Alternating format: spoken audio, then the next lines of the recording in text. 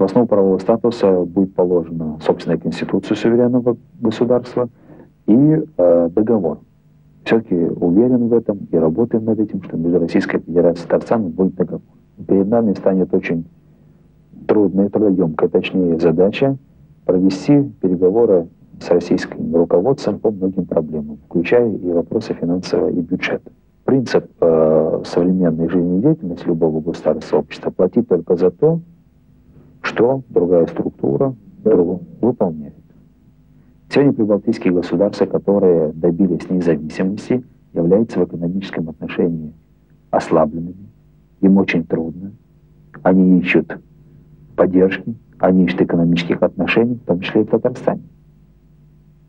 Следовательно, независимость, тем более независимость такая скоропалительная, без просчета серьезного экономического, политического, гуманитарного, может оборачиваться бедой.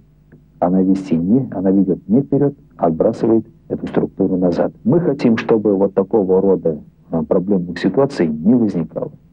Повысить статус, да. Реализовать этот суверенитет, да. Но сохранить интеграционные такие связи с Российской Федерацией, это тоже да. И исторические корни, и геополитические, и прочие другие говорят в эту пользу. Если вот так коротко можно сказать, значит, цель референдума – это суверенный Татарстан в союзе с обновленной Россией. Василий Николаевич Лихачев, вице-президент Татарстана. Ему 39 лет, он доктор юридических наук и профессор международного права.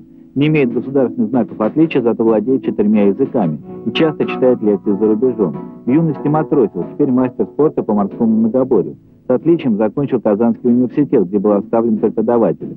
Любит танцевать, жена татарка, 2 дочери, Эльнара и Рената.